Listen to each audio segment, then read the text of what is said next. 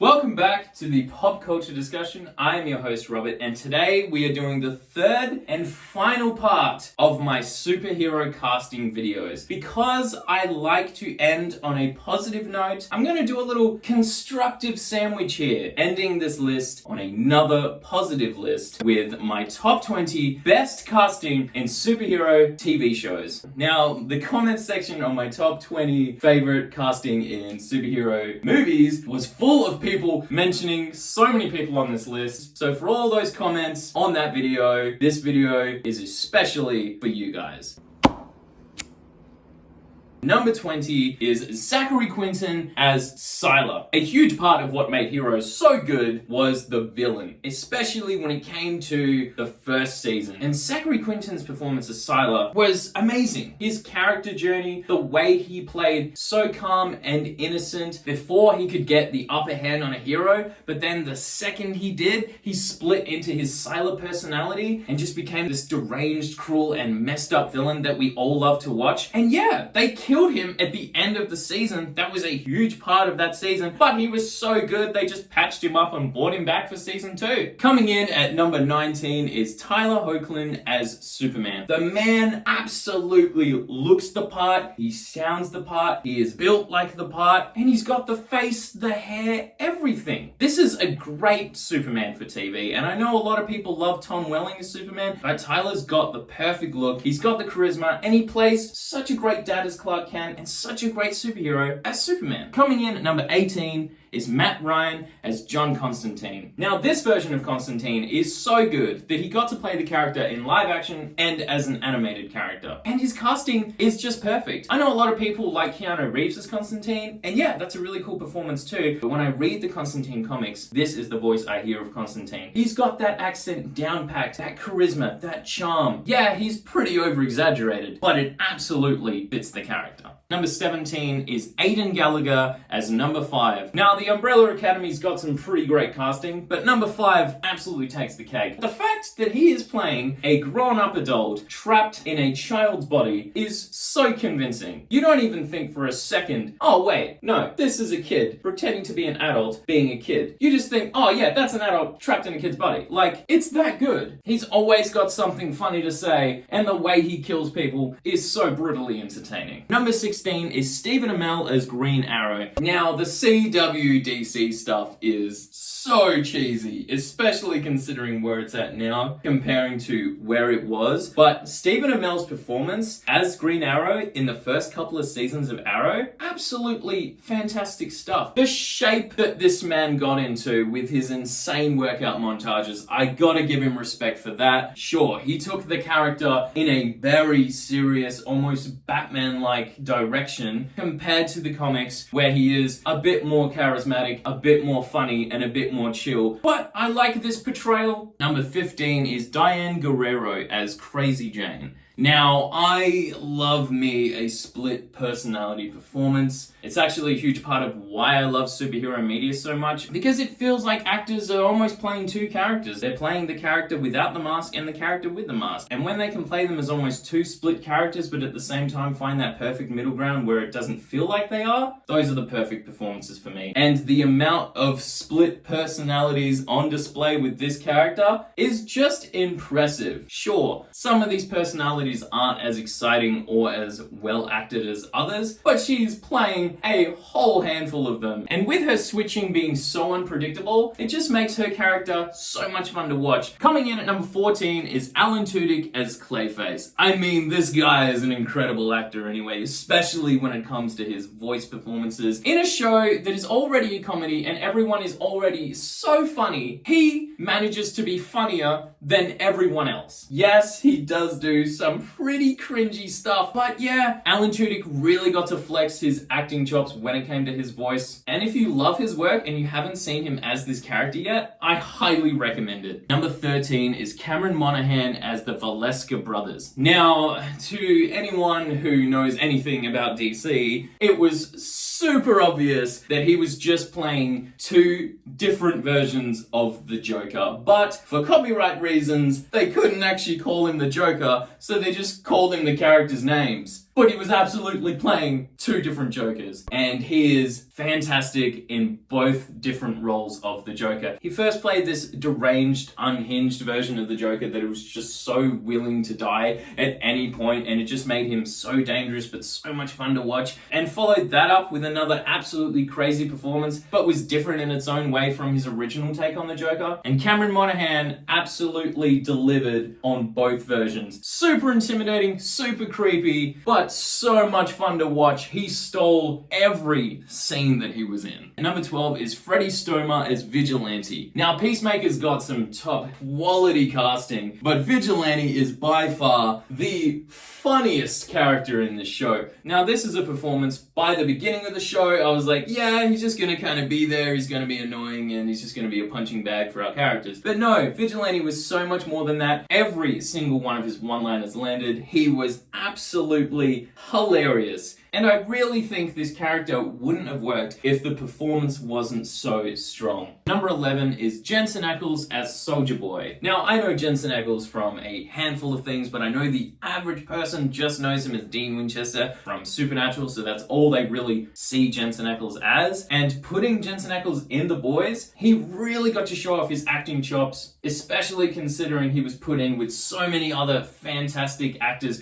who had already built up their characters for a few seasons, and now he was thrown into the show having to start from scratch. But his performance built up so quickly and so well that by the end of season 3, he was on par with everyone else. I love Jensen Ackles' version of this character trapped in the wrong time, and it just makes him so hilarious to watch when he's outside of the suit. But the second he puts that suit on as well, he is such a badass and intimidating presence. This was such an incredible performance, and I am so glad they didn't kill him off so they can bring him back in the next season if they want to. Coming in at number 10 is John Bernthal as the Punisher. This is the first time we've really got to see the mental side of Frank Castle and just how messed up he really is from everything he's been through. Yes, the Punisher is an extremely violent character, and in the comics he's just really known for killing people with guns. But being able to see a much more human side of Frank here with this performance, mixed with his chaotic, insanely brutal action scenes, John Bernthal just smashes it out of the park. Number 9 is J.K. Simmons as Omni-Man. J.K. Simmons is one of the greatest actors of all time. Whether he is acting in live action or if it's just his voice in animation, he absolutely delivers an incredibly top-class performance. I just love this performance of Omni-Man. He's just so calm and relaxed the whole time because he knows he's the strongest man in the room. But the second he doesn't get his way, he immediately snaps and just starts killing everybody. And I love it. Is this man here to save the day, or does he have a hidden agenda? You honestly can't figure that out until the end of the series because of J.K. Simmons' performance. He plays it so convincingly well that you just can't tell what this man's gonna do next. Coming in at number 8 is John Cena as Peacemaker. Who knew that this WWE superstar had this incredible performance inside of him? Yes, John Cena was a whole lot of fun as Peacemaker in the Suicide Squad. He was super badass and great comic relief at the same time. But then when I watched Peacemaker, which is set after that film, I thought it was going to be very similar. And yes, the plot is kind of similar, but John Cena's performance as Peacemaker, completely different in all the best ways. At the end of the day, Peacemaker Season 1 is a character study. And I didn't expect this amount of range from John Cena. I love John Cena. He's hilarious, he's super jacked, and he seems like such a great guy, and his meme potential is literally one of the best of all time. The way John Cena portrays Peacemaker, dealing with the trauma of killing Rick Flag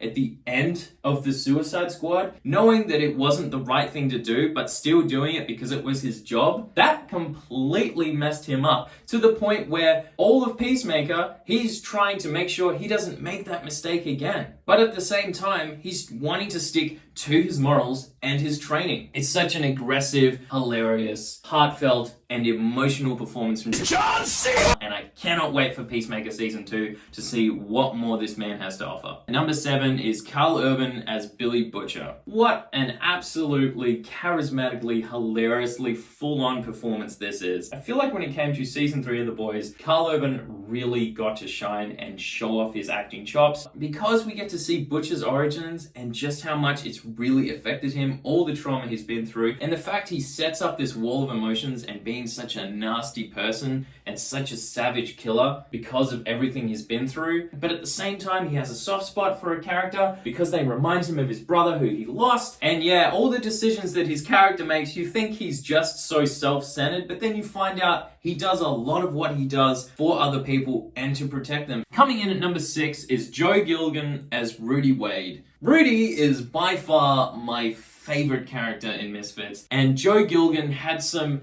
giant shoes to fill with his character of Rudy Wade when Robert Sheehan's Nathan Young left the show, as he was very clearly replacing that character. Rudy is just fantastic. He by far goes through the best character's journey across the entire series, and like I've said previously in this video, I love me a split personality performance, and we get 3 split personalities in the show, although most of the time it is only 2. But yeah, I love seeing all these performances from him and having all 3 versions of this character of Rudy be so completely different but so convincing from this performance. Incredible stuff. Continuing on with the split personality, we have number 5, Oscar Isaac as Moon Knight. Now, yes, Moon Knight did underwhelm a little bit here and there, but when it came to Oscar Isaac's performance, top quality stuff. Playing Mark and Steven, not only is he playing them with different accents, but they are complete opposite personalities, and he's doing 2 different versions of these characters as well. He's playing them both in and outside of their suits. And then later on at the end of the series, you find out he's playing another personality, and he absolutely carried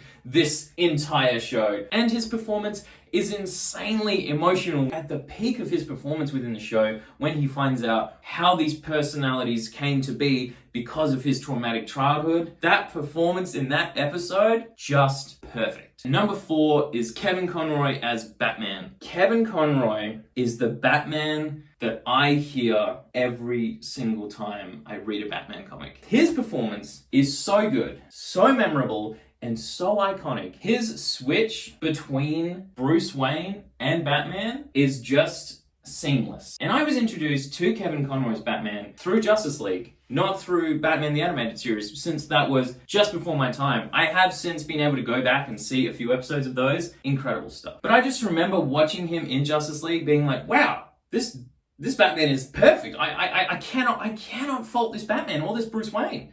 And then playing the Batman Arkham games and seeing him come back and his range in those, no one will ever be able to replace this performance when it comes to the voice of Batman. Coming in at number 3 is Charlie Cox as Daredevil. This performance is so convincing. I legitimately thought Charlie Cox was blind for a lot of this show. That is how good he is. Charlie Cox's performance as Matt Murdock is so compelling, he actually makes courtroom scenes entertaining, let alone when he puts the suit on and he goes out and fights as Daredevil. I love how he's constantly fighting with his morals, proving that he has to do the right thing, knowing that if he broke his own rules, yes, fighting crime would be a whole lot easier, but he refuses to break the law and instead defeat criminals with the justice system. This performance, Charlie Cox perfected it to the point where when the MCU decided to do a soft reboot, they kept Charlie Cox, and that's one of the smartest things they did in Phase 4. Number 2 is Mark Hamill as the Joker. Again, this is the voice I hear when I read the Joker in the DC Comics. Mark Hamill's performance is so iconic and so brilliant that I literally forget that this man is Luke Skywalker. Yes, Luke Skywalker is the Joker. That's just,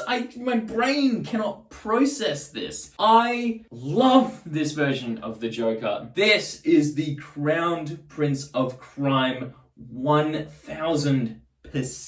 That laugh is perfect. perfected. This is a villain I just love to watch. Yes, I'm obviously on Batman's side, but at the same time, I'm hoping the Joker doesn't get defeated so we can see more of him. Mark Hamill, you have perfected this role and you will always be the voice of the Joker. Coming in at number 1 is Anthony Starr as Homelander, the greatest TV villain of all time. What a performance. Whenever Anthony Starr walks into a room, you're like, which Homelander is this? Is this the calmer Homelander that doesn't have complete control of the situation, so he's just going to play it cool and try and work out what's happening? Or is this a Homelander that's about to walk into a room and slaughter everybody there? I love the unpredictability of his character. I love that he just puts on this fake, happy Homelander that's the Superman of the world when he's actually the biggest supervillain there is, because he is just the absolute worst. He is a character that I love to hate.